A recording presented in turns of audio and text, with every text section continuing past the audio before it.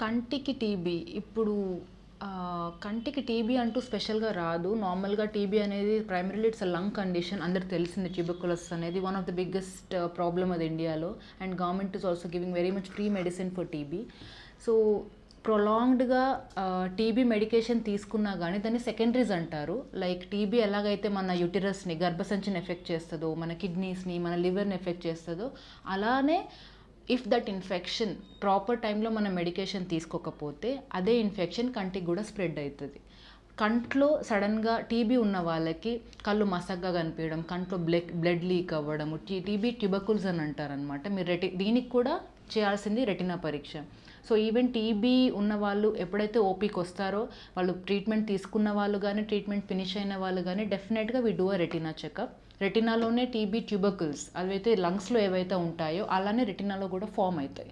So that is how you know this infection is spreading into the I.